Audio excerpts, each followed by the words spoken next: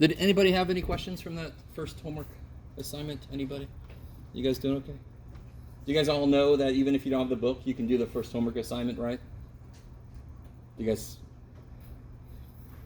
Did you guys wake up this morning? So you guys do. Physically, yes. So I emailed out a PDF of the first homework assignment. So even if you don't have a book, you can get started on that, right? Huh? I just use my book. Oh yeah, well if you got a book, yeah, you're golden. So please at least do that, because I need to make sure if you have any specific questions from that. I'm not going to cover any more chapter 1 besides what we discussed yesterday with that warm-up sheet until you guys come to me with questions. So today we're going to get into chapter 2. Oh, look at that. And I want to show you a couple things real quick. Let's see if that's true, Jeff. Bum bum.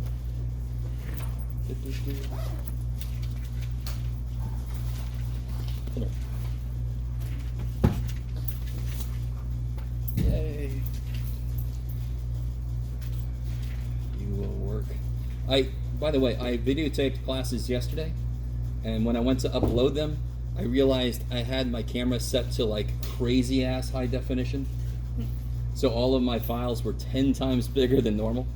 So they're still uploading. So I've changed the settings, so I should be able to upload today's lecture pretty quickly. There we go. Get in there. Today would be great. Come on, you could do this. Okay. That's me. How do you know me? Today. I wrote down my password, thank God. Let's see, please tell me I wrote down right. You can do it. Oh, there's the controls for that. Oh, cool. There. Holy shit.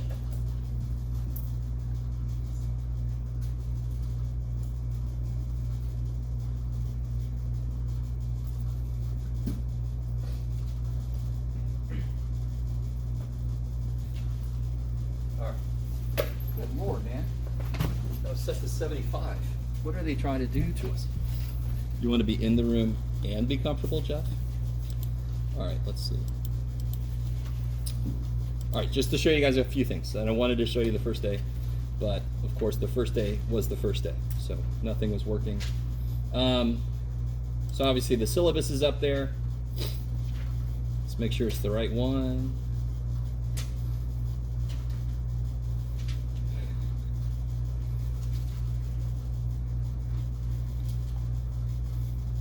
There we go, okay. 180, yay, okay.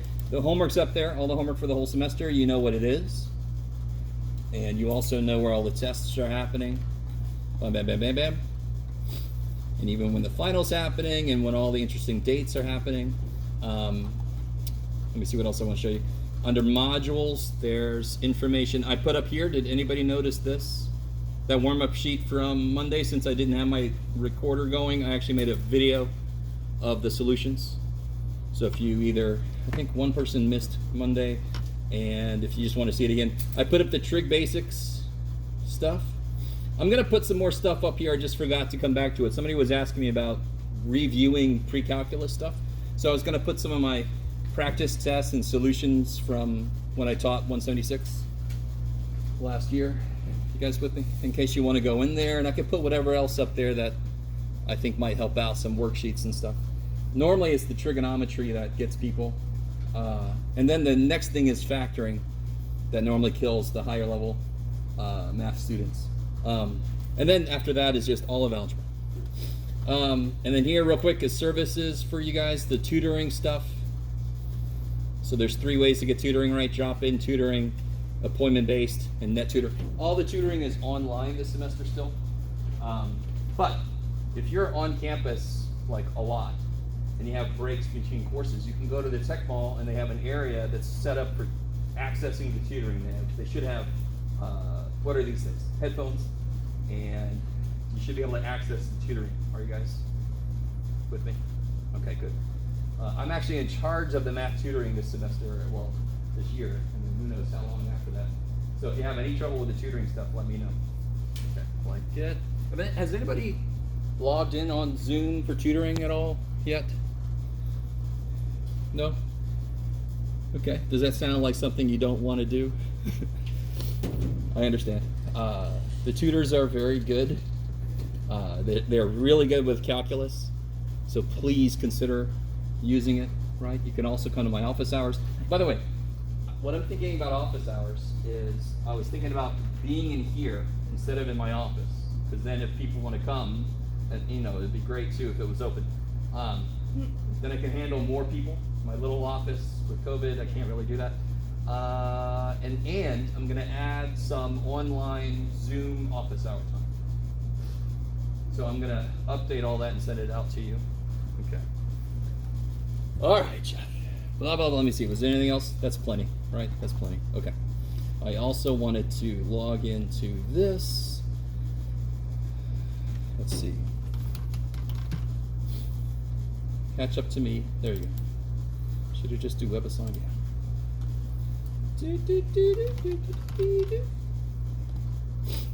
Is it net? Yeah. All right. I don't use Webassign for you guys. I don't know if you love, anybody ever did Webassign or MyMathLab? Some of you guys? Did you like it? Was it good, bad, indifferent? It was alright. It was alright? Okay. I don't like online homework shit. But I use this for me because then I can access the ebook and it's got some nifty animations. All right, so calculus is a lot of concept, a lot of weird visualizations you have to try to make. And if I could just have something up here, especially when you get, anybody going to take Calc 3 maybe? Or right now you're like, I was going to and I'm not sure now, but there we go. Calc 3, you're going to do a lot of 3D calculus. So you want to be able to graph something and rotate it and stuff. I remember my Calc 3 teacher way back in 1990? Jesus. Back then we didn't have much.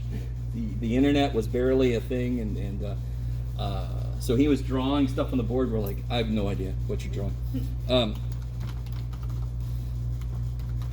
Let me get this thing set up. This is everything I was going to do right before class, but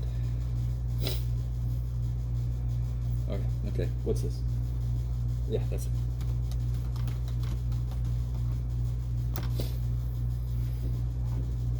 All right, so that'll be there for me. Now, so the first thing we got to do, if there's no questions from chapter 1, I don't think there are. The first thing we need to do is talk about the main thing I talked about Monday. The first idea in calculus that we learned is how to figure out the slope of any function, right? No matter what it looks like. And this is my go-to Loch Ness Monster function, right? So, for example, let me ask you guys to do something. I got to figure out which one I want to do here. I think it might be easier for the overhead. Can you guys take a piece of paper if you don't already have it out? And please graph a rough sketch of this function. Can everybody see that? I'm going to set up the overhead. I think that might be better. Right. Oh yeah, that's right. Sweet.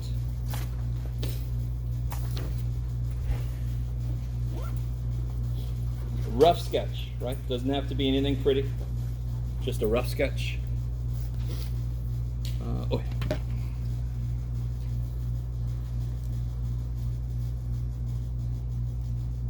Oh, I should probably turn it on.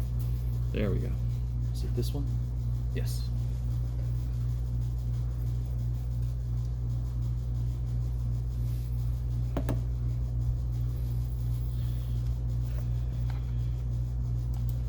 I don't know if anybody's, are you guys doing okay with that? This is not necessarily a function you should just kind of know, right? So can somebody tell me, or does anybody think that? Like if I say y equals x squared, you're like, I got it, I'm done.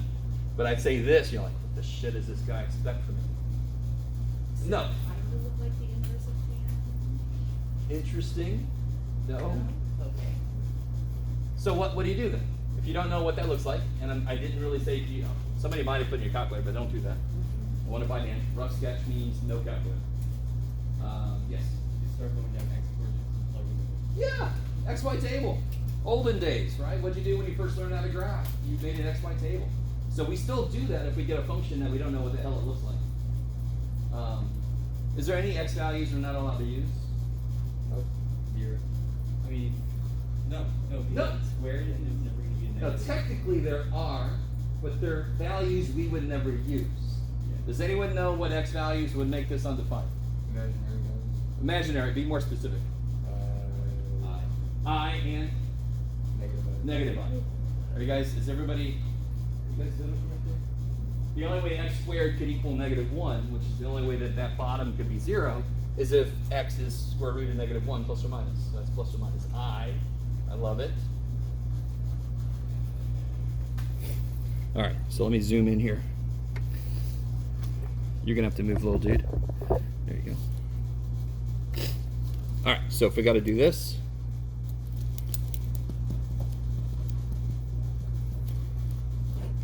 So 0, when I put a 0 in, I get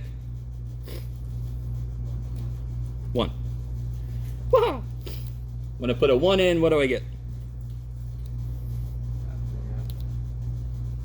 Yeah, I get 1/2, right? Now, what's really interesting, what we're going to discuss this semester is improving our curve sketching. So we're actually going to learn how it curves, which is basically, what do you think that's related to? How the graph curves, what would that be related to, do you think? Why does a straight line not curve?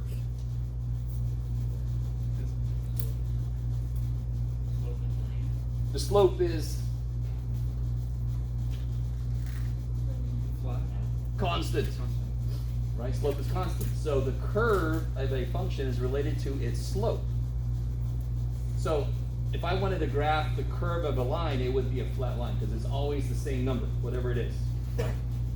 But if I want to graph the curve of something like this, then it would be something other than a constant number. Now, so this ends up, I don't know how many more points you guys put in, if anybody did. My scale sucks, but you guys are going to give me a little leeway. This would be 1/5, right? So this sort of looks like this, especially because I'm just pretending like I have no idea what it looks like. So that would be my guess, right? Okay. So, and to be honest, it kind of goes through there like that. It looks a little parabolic, close to 0. So let me ask you this. If I wanted to know the slope of this right here, we want to know. All right, that looks like a TV station or something. We want to know the slope at that point. What is weird about asking that question? How do you calculate slope? What do you need to be able to calculate slope? 2 points. We're now realizing we don't need a line. We need 2 points, though, to calculate slope, correct? Because the slope formula is y2 minus y1 over x2 minus x1. okay, y2 minus y1 over x2 minus x1. I love it. Right? And the little subscript dudes are stupid. They're just there to make sure you do them in the same order so you don't get the wrong side of your slope, correct? Yes, I like it. I like it. So if I want this, that's a very strange question to ask. I should be over there because that's where I'm recording. It's a very strange question to ask because I need 2 points to get the slope.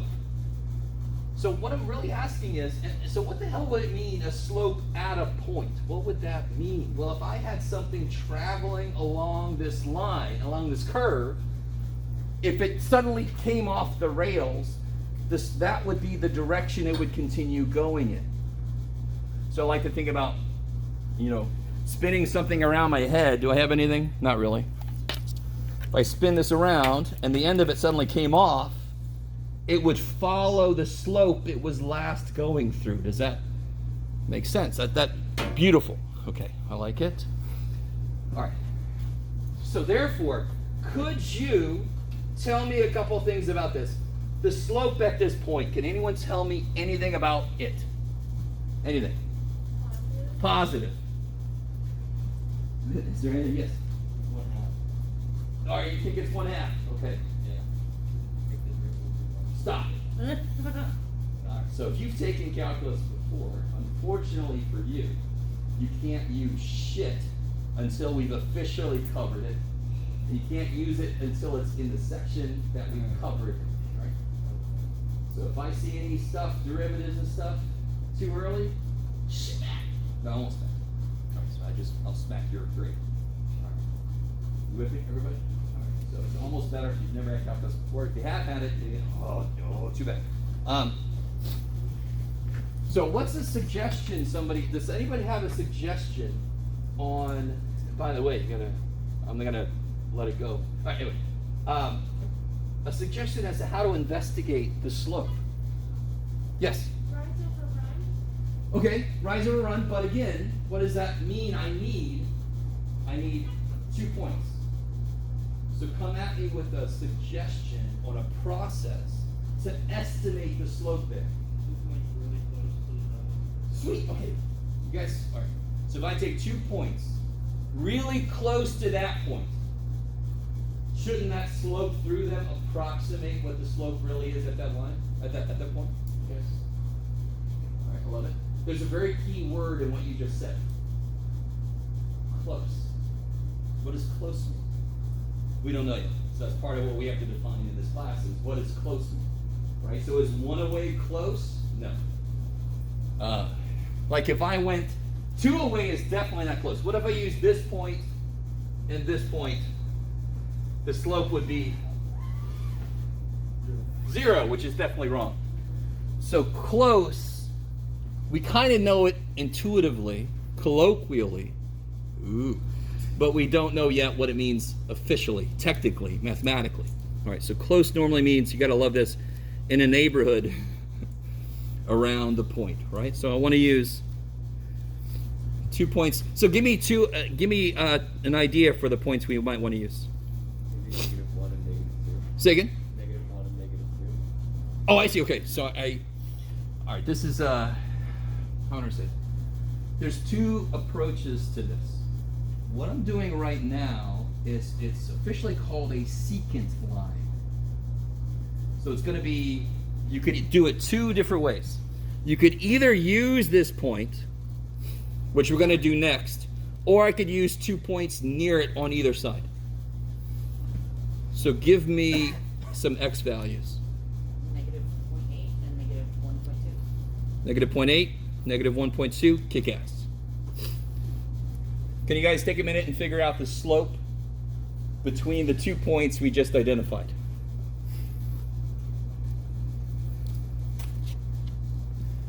Let me do something for us. Let me call this, let's upgrade our definition to be f of x. It's a little more technical. So then I can call this f of -0.8 minus f of -1.2 over -0.8 minus -1.2. Separate. We're actually just doing algebra right now, right? That's all that is. We picked 2 points on the curve near the point that we want to know something about.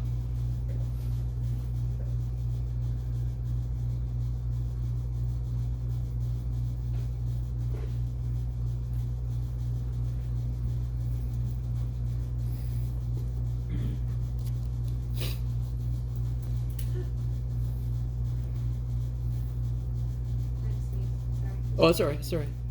I wasn't sure how to interpret that sound. It's like something just happened. Now, obviously, here you can use your calculators, right? I'm really sorry. If anybody's out there like, this jackass said I can't use my calculator. I don't know. You can use it for this. Let's see if this has.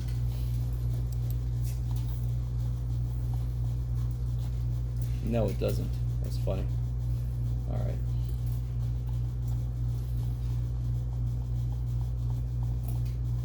Okay.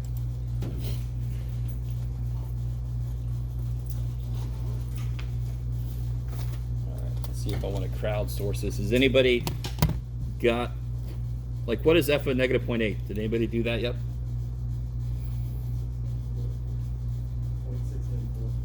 0.694 roughly. This whole thing is an approximation, so we're not going to kill ourselves for rounding too much. F of negative 1.2. Anybody? F of negative 1.2.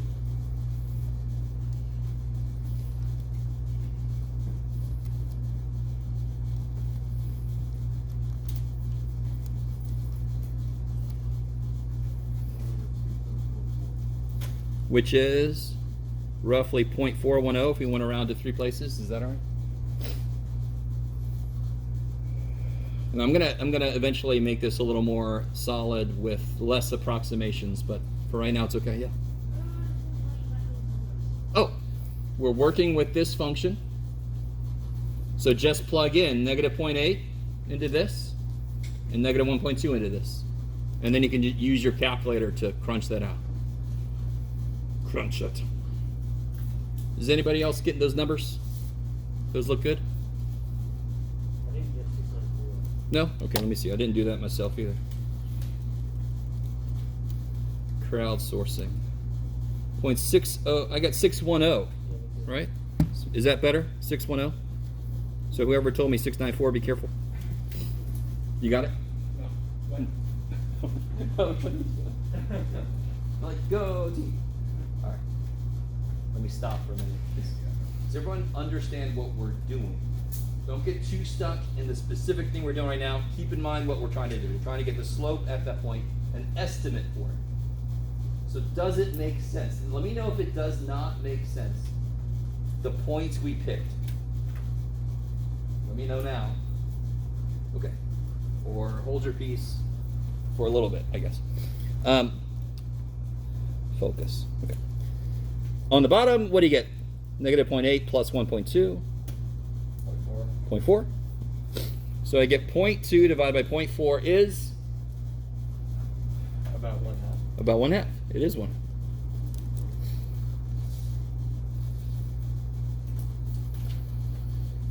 I like it. A little cheater. Be quiet. Now,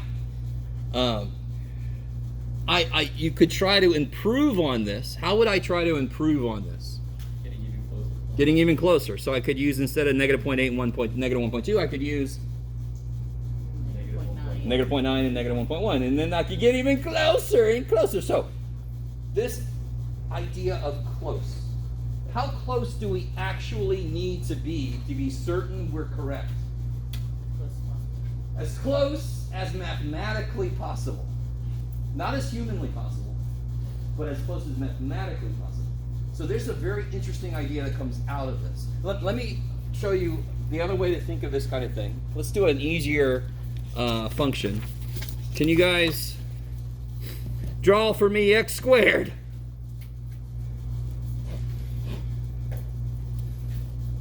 If you can't, you might have to just go away.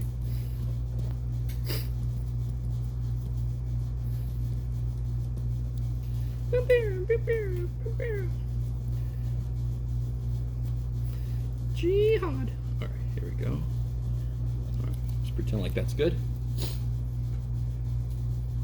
Obviously, what's the slope at 0? Now, I said obviously, but hopefully you guys, if you're on this roller coaster, right? If you're on this roller coaster, what's true about the slope back here? Negative, and then it becomes 0. because here it's positive. So even if you don't quite understand why it's 0 here, it must be because it's negative and it's positive, so it must be 0 right there. That's where I bottom out. All right, I like it. So let's not talk about 0, it's too easy. Let's talk about at 1, the slope here. So let's do this a slightly different way. Let's figure out the slope between 1 and 2. So again, this would be a secant line. And we're doing this, did I bring, no. To approximate, I want to approximate this guy. Let me see if I could just draw, that'd be great. What am I trying to draw? I'm trying to draw the line that has the slope through that point. We all agree that there is a slope at that point. There is a slope at every point, and it's always changing. So this is the line through this point that has the slope at that point. Now, I'm almost certain some of you guys know what the name of this is. Does anyone want to show off? Tangent line.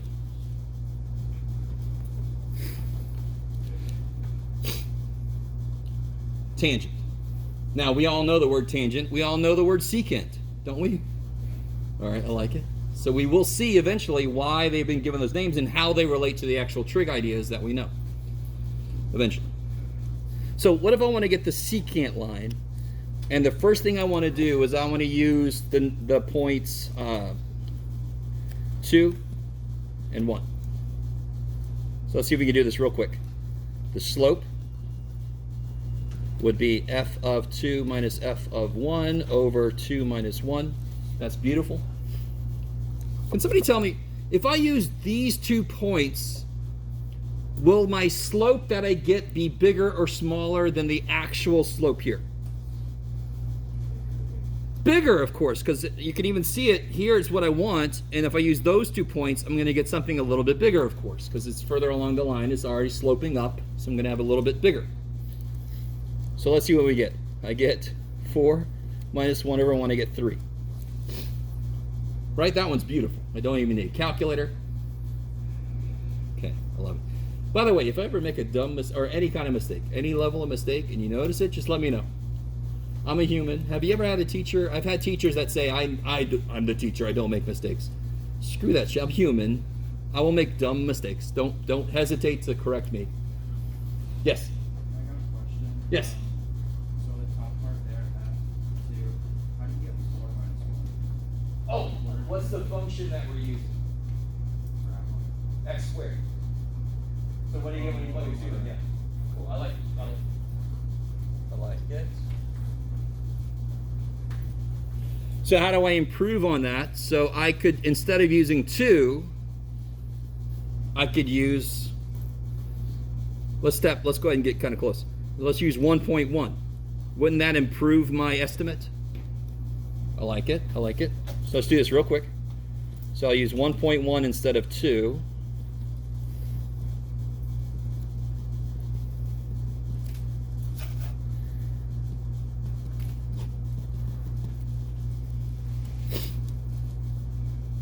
So what is that, 1.21, right?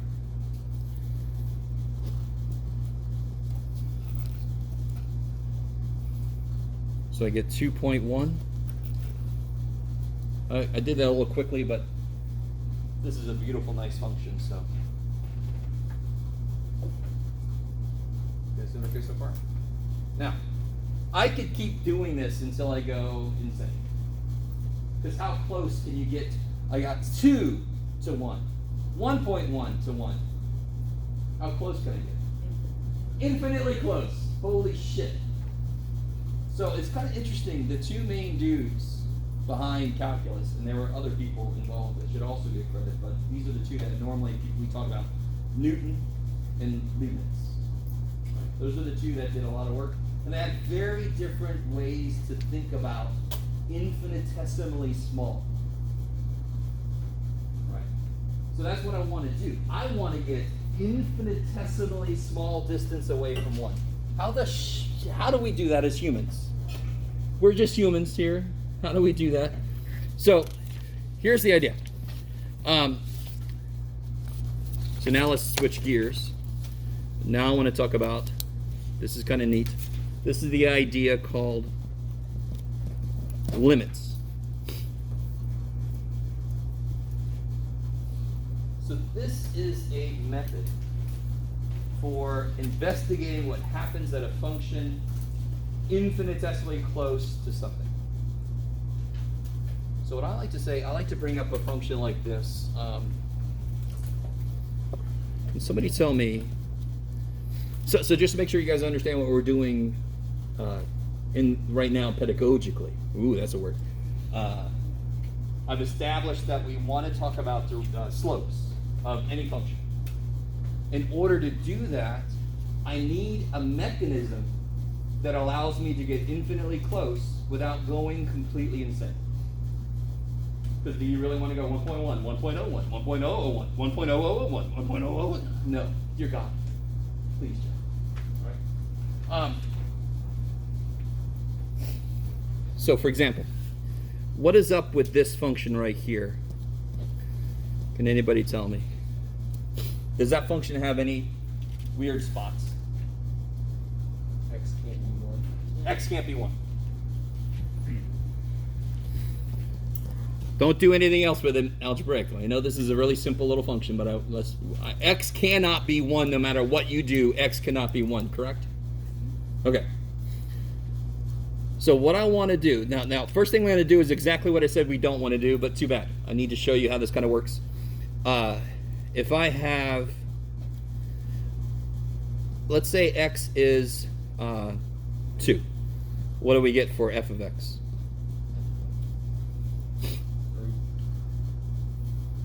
3. Okay. What if X is 1.1? What do we get for f of X? 2.1.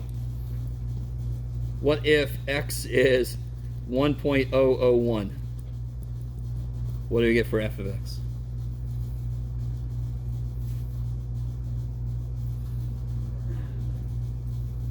And again, you can use your calculator. I don't understand you guys. Some of you guys are, I love you guys. You're looking at the ceiling like,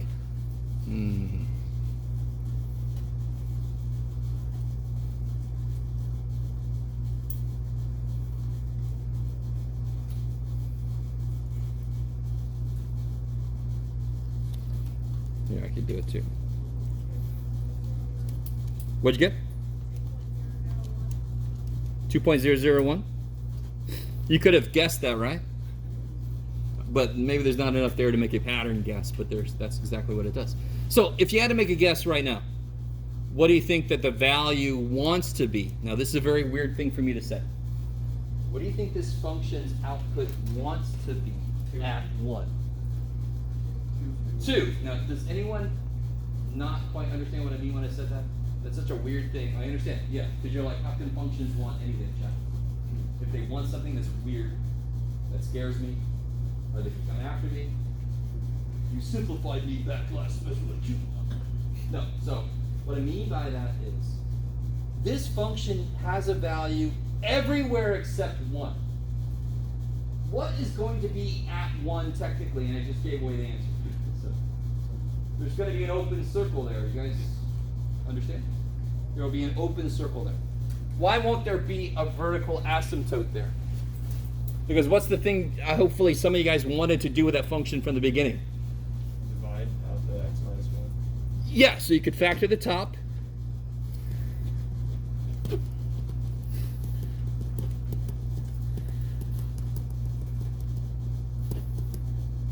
Bam. Right? So this function is x plus 1 except at 1. 1 is the only thing this function can't handle. So officially it does not exist at 1. But what does it look like it's going to? 2.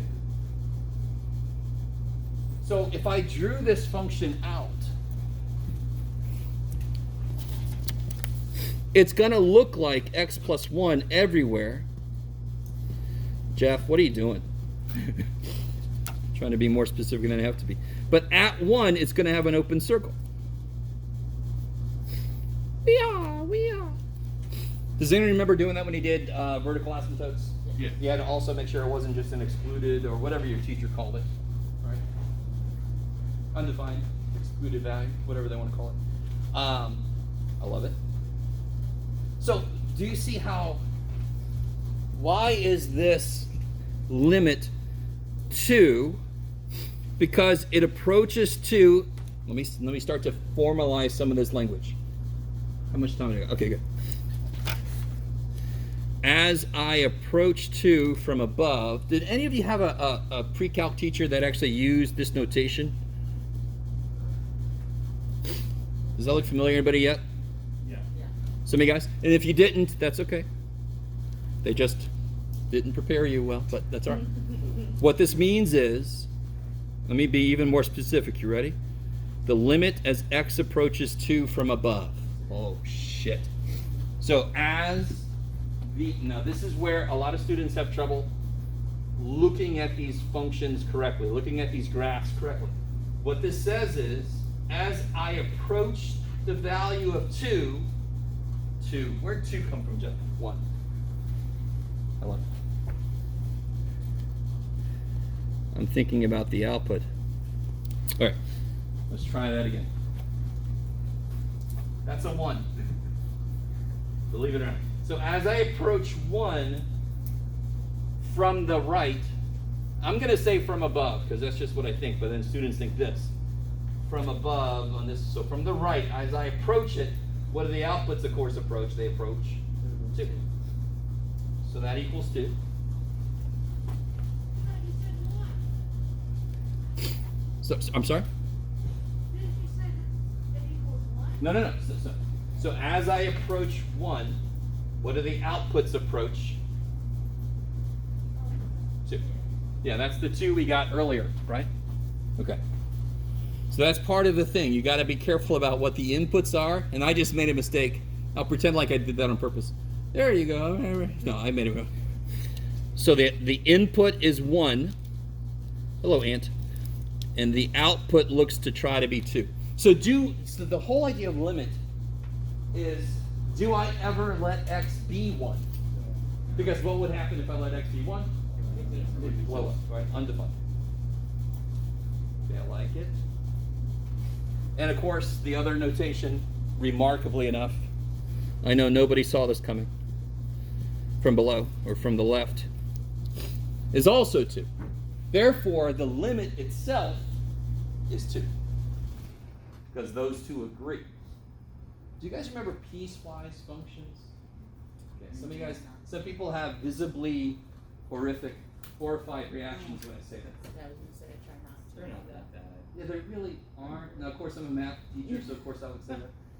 But they're really not. If you can graph each piece, you should be able to graph the whole thing. You just stop graphing at some point. But I always have somebody graph a complete parabola and then a complete line. I'm like, holy shit, that dies on the vertical line test. Is that where you like fill it in the middle of in between? No. No. Okay. Okay, all right. Now, so for example, so sometimes you can analyze a limit directly by simplifying, because a limit does not allow the input to become the freaky number, the number where things go crazy. It doesn't let that happen. I love it. So what about this function here?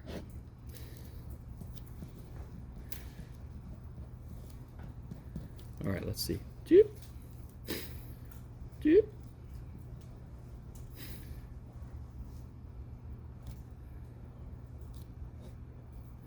All right. There's a glorious piecewise function. You guys with me? And by the way, the physical interpretation of a piecewise function could be we shot a rocket and then it hit something, right? That's why at that time, another function takes the place of the trajectory. It's defined by something. So that's the physical interpretation of a piecewise function. Now, of course, math doesn't always have to agree with the physical world. So we can have this weird thing where I teleport. Boing.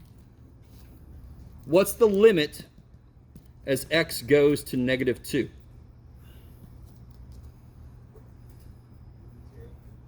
Yes. Now, what's interesting about that point is it's defined, correct? Yeah. Okay. So the limit is 0, and what is the function value at -2? 0. Okay, good. So limits don't give a shit if the function is defined at the point. Of course it doesn't, because we just did one where it was undefined at the point. I really want you guys to get this idea. The function value is one thing. It could exist or not. The limit value doesn't care about that. It does care about what we're about to talk about next. What is the limit? I wonder what point I'm going to talk about.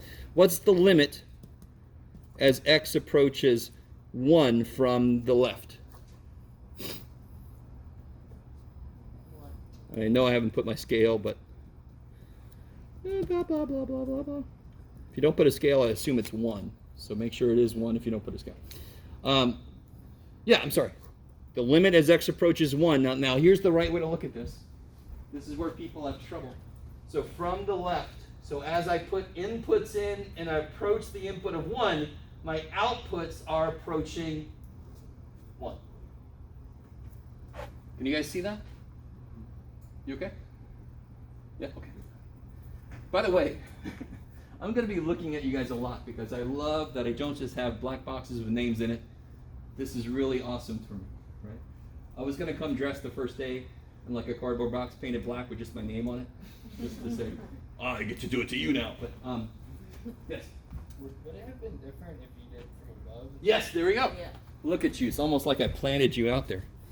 Is anybody not sure about why this, what I just wrote down, is true? Okay, yes. So that right there means I'm coming from the left. And I'm approaching the input of 1. As I come, so here the input of -2 is 0. Here the input of -1 looks to be -1, right? I'm approaching 1 from the left. And what I'm looking at my outputs. So now I'm here, my output is here. Now I'm here, my output is here. As I approach 1, what do my outputs seem to be approaching? 1. So it is sort of like I'm driving.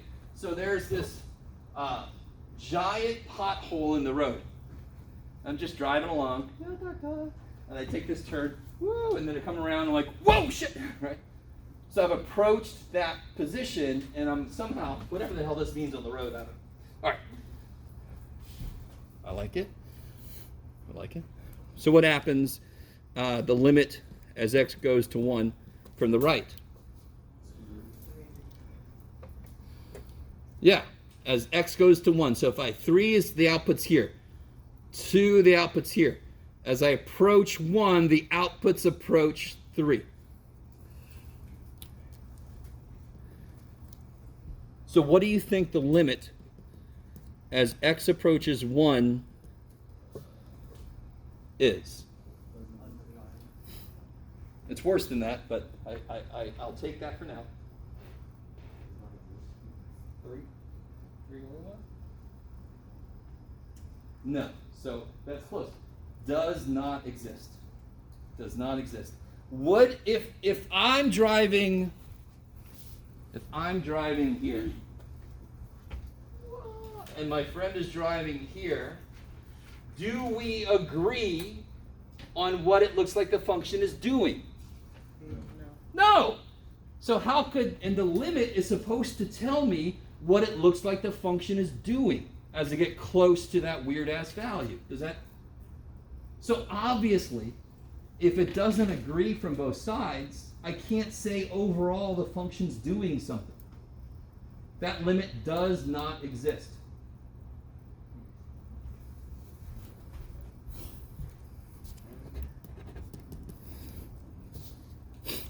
Yes? Can you explain again why the limit for x approaching -2 is 0? Oh, here. Okay, so this one was nice because the function is defined at -2, right? And it's approaching that value from above, from the left and from the right. So the limit, as I get closer to -2, what does it look like my outputs are getting closer to? 0. Why is that wonderful? Say again, sorry. To me, it looks like a point on a line. Why is the limit? Oh, okay. I love it. The idea of limit doesn't care what's happening at the point.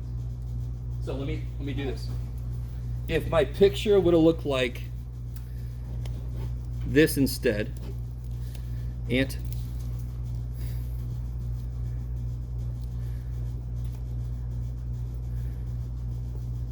All right. My picture would have looked like that instead. This answer would have been the exact same. 11. So, I really enjoy that question. What the function value is does not affect the limit. at all. Because why does that make sense? Because the limit never actually gets there. So what if I did this? Does not equal. No? Oh no, wait, it'd be 2. What did I just say? Oh, The it doesn't limit matter. does not care 0. what the function value is at the point, because it never gets there. So it didn't matter if it was just a pothole, so it shouldn't matter if it actually is somewhere else. Because as I approach -2, what does it look like my outputs are going towards? 0. Do they actually get there? No, they get somewhere else. Does that matter? Does the limit care about that? Does it get there? No. I really want you guys. So the limit only cares about what does it look like it's going to do. It doesn't matter what it actually does for the limit. Now, would you say, let me see if I can get a little bit ahead of us. Would you say at -2 are either one of these continuous through -2? You don't even know what that word necessarily means. Yeah, I got you. Continuous should mean I could go through it without lifting my pen. That's not a great technical definition, but it's good for right now. So of course this one's continuous.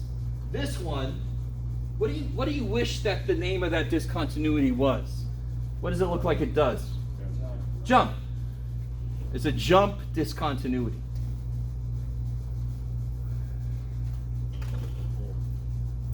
It's a hole. It's actually, it could be a removable discontinuity because we could fill in the pothole, but did it fill it in?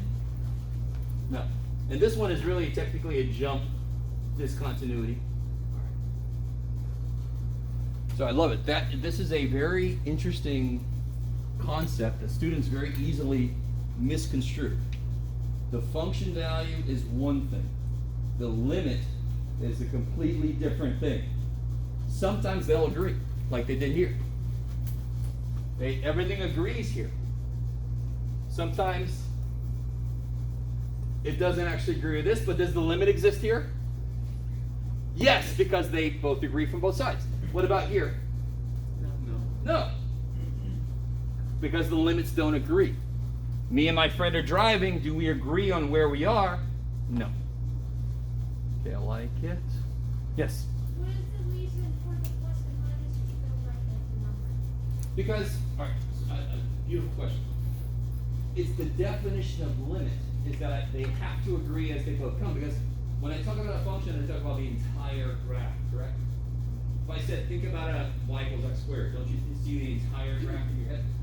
So if I say a limit exists at a point, that means the entire graph needs to agree that's where it wants to be.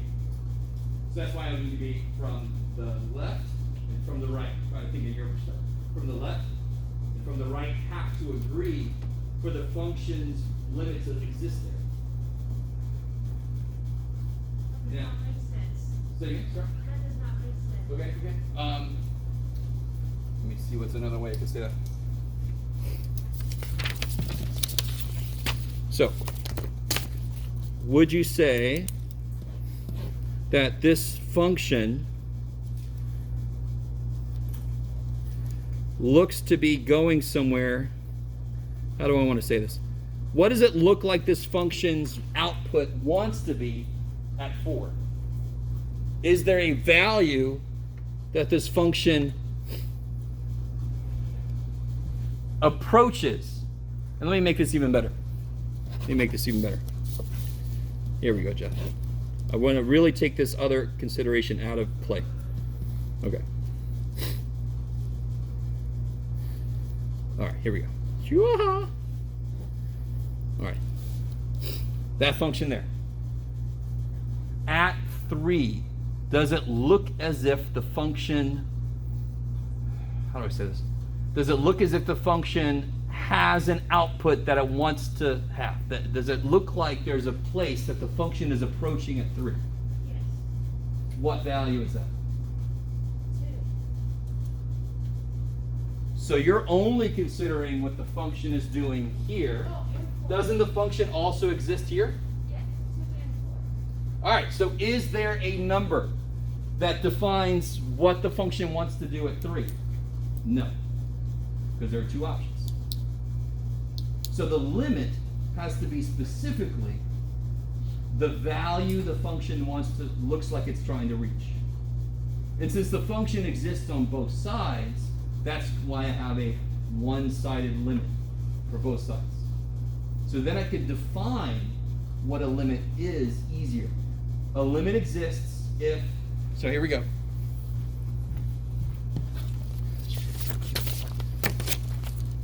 If I have a function a, so the limit as x goes to a exists if the limit as x goes to a from below equals the limit as x goes to a from above. Put a little function in there. There we go. Does that only apply if you have open circles? Beautiful. That doesn't matter, right? So if I would have taken, so has everybody got this here? Hold on. Yes, good. So I'll come back to that in a minute. It's saying exists if tables, if it goes to the left and the right, does it? Say again, sorry. So it's saying like it exists if it approaches, if the limit exists if it approaches from the left and from the right? Yes. Does it exist from the left and the right? It looks like it's, I think it does, but I'm not. Yeah, I didn't draw the best picture there, but yes. Okay. The limit does exist. Yes, for this specific thing, the limit as x goes to a is b because it agrees from both directions. Is that any? So you just asked a good question. Let me see. Here, what's the limit as x goes to 3 from the left? 2. What's the limit as x goes to 3 from the right? 4. Now that I know you got, right? No. You just told me that earlier. You That's- just confused me. all right. You're the one that told me. Okay. As I approach 3 from the left, what does it look like the outputs are doing? Going to. That's what that says. As I approach 3 from the left, from below, it looks like the outputs are approaching 2. As I approach 3 from above, from the right, and I follow the outputs, what does it look like the outputs are approaching? 4. That's what that one says. Okay. So therefore, can I write one statement without plus or minus for this? No, because they don't agree.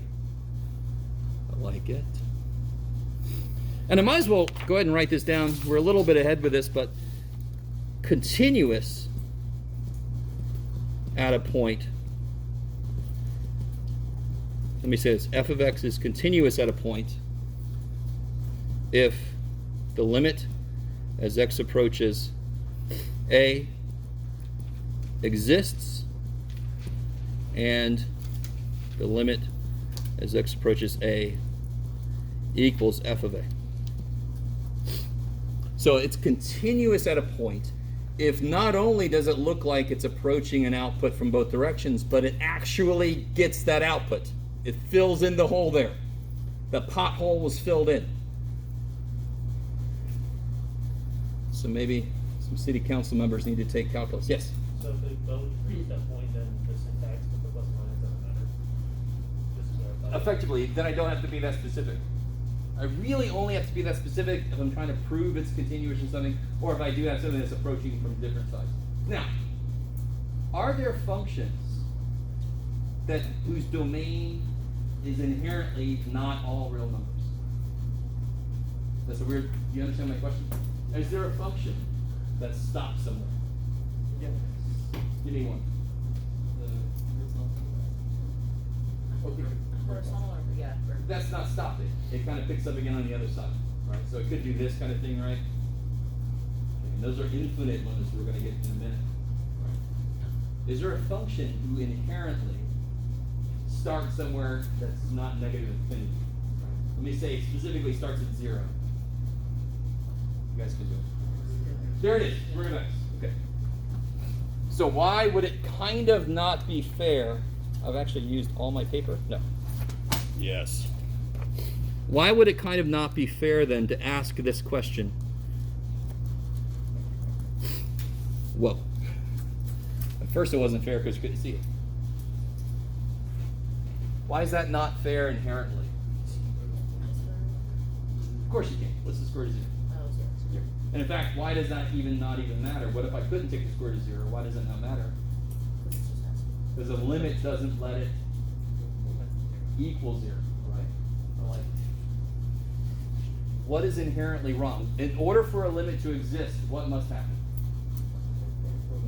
It must exist from both directions, right? What's inherently not fair about that? It starts at 0. There's nothing below 0 for this poor little dude. Yeah. So Yeah. now that makes sense, right? Yeah. And of course that's 0 because I can actually take the square root of 0. So it's awesome. If I ask you a question like this, can you guys see why this question is so freaking nice?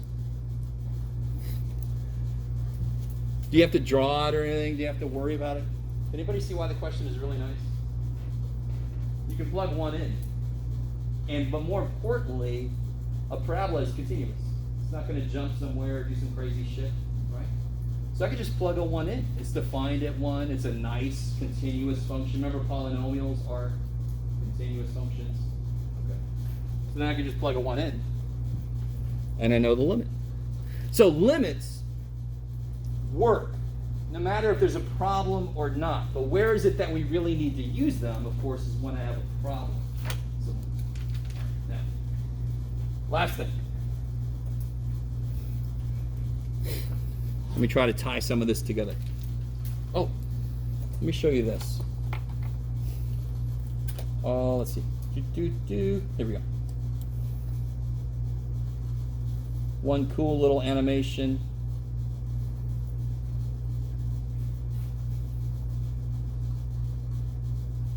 By the way, on Friday, I'm going to have a worksheet that with some computer-generated graphs instead of my very beautiful hand-drawn graphs that I'm going to have you guys work on. It's going to ask all the same kind of questions we did today, just to make sure everybody's got the full idea. Yes? Also, what is that mirror? So on the syllabus, I don't know if you guys have read this, but the homework is due like 2 classes later after I finish a section. The reason I do that is because then they have the class in between to ask questions on it. It's not, it won't be late until you turn it in after the test. So technically, you can turn all your homework in on the day of the test. Please don't do that. Right? For 2 reasons. One, if you give it to me before the review day, I can have time to put notes on it and give it back to you, so you can use it to study. And secondly, I don't want this on the day of the test. And the ones I get on the day of the test, you'll get back someday. Right, someday before the final. You guys with me?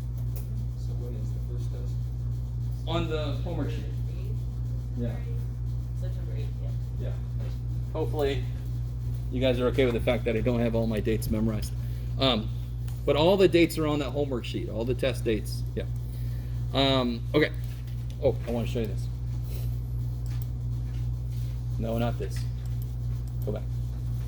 Don't worry, I'll switch it over. The blazing speed of Grossmont Internet. Come on. Okay, there we go. Come on now. Come on.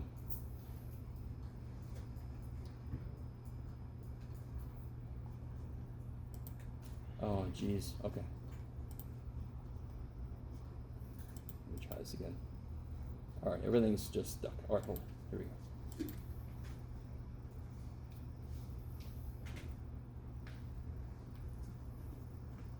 Here we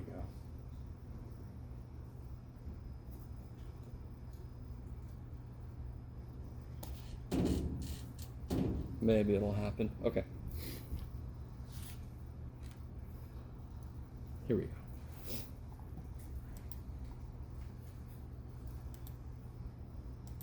Don't worry. It's a nice little breather for everybody. Let's see.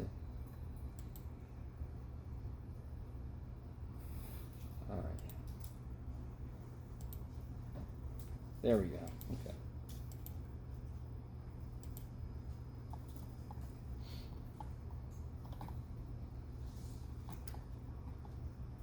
Here it is. Yay. Okay. Just to give you a visual of what we're about to try to do.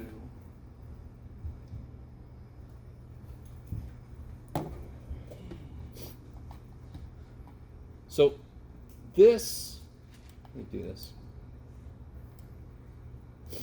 All right.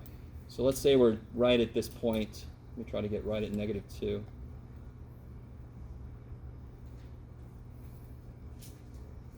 Why don't you use Desmos for this? Say again? Sorry? Why don't you use Desmos for this? Desmos? Oh, Desmos. Well, because this one is actually kind of set up nice right now. Yeah. I love Desmos, and I'll show you something else that's really cool too for three-dimensional stuff. This is fun. So here's the idea we were talking about earlier. I don't know how well you guys can see that. Yeah, not the greatest. Does this do anything? No. Okay. Here I've got a secant line.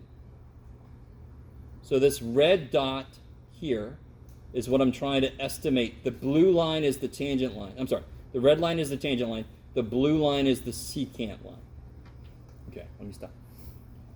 So this is kind of like that second approach we did with the parabola, where I had 1 and 2, and then 1 and 1.1. We were sort of slowly coming closer. So this H is interesting. This H is kind of like how far away the second point is. So I've got, in order to find a slope, I need 2 points. Right? So, and of course I want to get closer and closer. So I start off 1 away.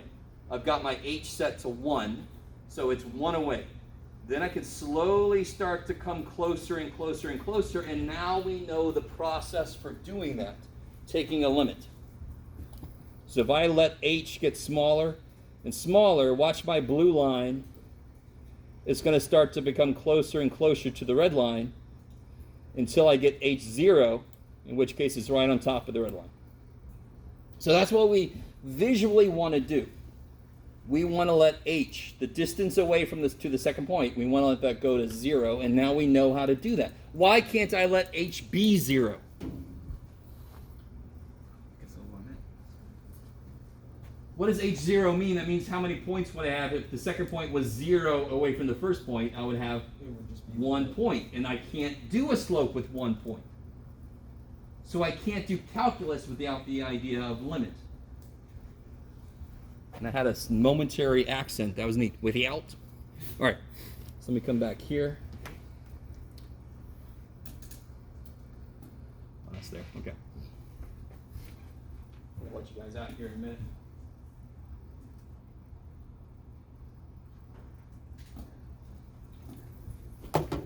So what we want to do is we want to get to the point.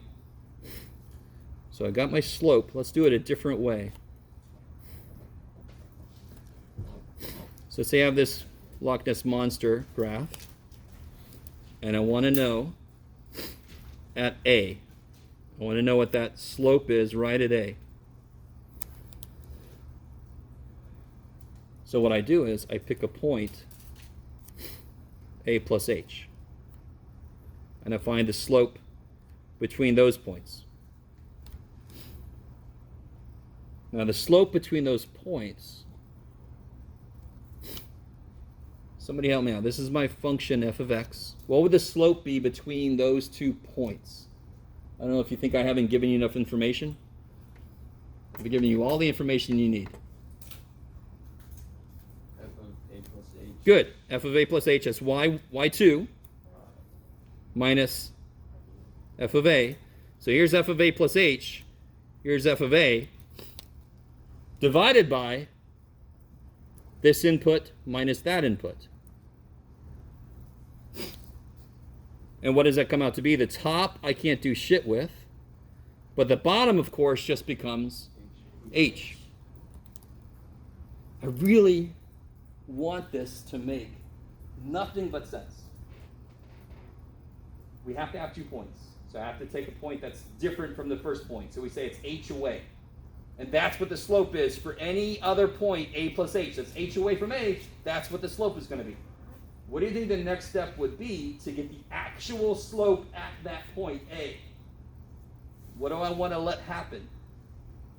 We just... You're thinking, you've done calculus before, right? Yeah, all right. Stop thinking of it. Yes, eventually. After we do what I'm saying right now. I want to let h go to... What's h again? What's h? Here's the point A. H is how far away the other point is, correct? The other input. So I want to let that distance h go to 0. So don't I want to take the limit as h goes to 0 of that? So you plug 0 into h? No. Why? What happens if I try to plug 0 in for h? It doesn't exist. And to be technically honest, watch this. Let me write this again. So we got slope is f of a plus h minus f of a. I know you can't see it. Hold. Divided by h, right? That's what we just got. And now I'm saying, and this is the slope of the secant line. Correct? That's just an approximation. It gets better and better as h goes to 0. Because what's it mean to let h go to 0? It just means let this point get really close to the other point. That's all it means. Letting h get really small. Therefore, the true slope, what we call the derivative at a, will be the limit as h goes to 0 of this. Now, quick little word. What do you get? Can somebody please actually do the work? What is 0 in for h? What do you get? 0 over h. No. 0 over 0. Yes. That is horrible. What is 0 divided by anything? 0. What's anything divided by 0? Undefined, or even better, infinite. Right? So it is both 0 and infinity at the same time. That is worse than undefined. That is what we call indeterminate. Oh, shit. So this is indeterminate. Do you guys understand what I'm saying? This is sort of like... have you guys ever heard the thing about the unstoppable force and the immovable object? Yeah. What happens when they hit? What actually happens is you get infinite spin. That's sorry. Just let's not even go. What's going to happen? This is the question. It's 0 and infinity at the same time, so it's indeterminate. Now we're going to learn. Right now that sounds horrific. That sounds like holy shit, undefined on steroids. But we're going to learn that's actually nice when we see this. All right, so that's the next thing we'll do. I think that's enough for today. Right? You guys think that's enough for today? Okay. So I'll see you on, don't forget we have class on Friday. Friday I'll have a worksheet. I'll maybe be able to get in the classroom early. I'll email you guys and remind you that I'm going to have office hours in here. And let me know if you have any questions. Otherwise, you're free to go. Okay.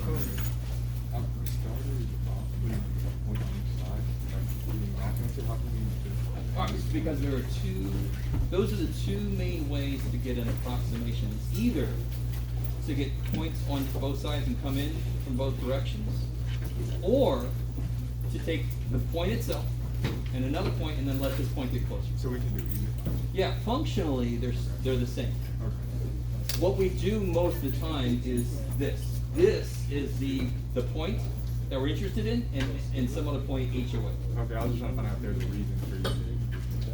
Yeah, it could have been either one, to be honest. Okay. This is just the one that kind of won out, that we do most of the time. Okay. Yeah. Thank I just want to make sure this is the right textbook. 8th edition? Yeah, Yes. 8th edition. Okay, thanks. Oh, and I sent out an email with like a screenshot or something of the first of the index. Make sure it's they're a little bit. Where did I put there? So I know you had 2 on the syllabus, and so I just wasn't. One of them is for up through Calc 3. Right. The most important thing is make sure it goes up to 1.5. Oh, If you're recording, by the way. Oh yeah, I keep forgetting. Inverse functions and logarithms, yeah.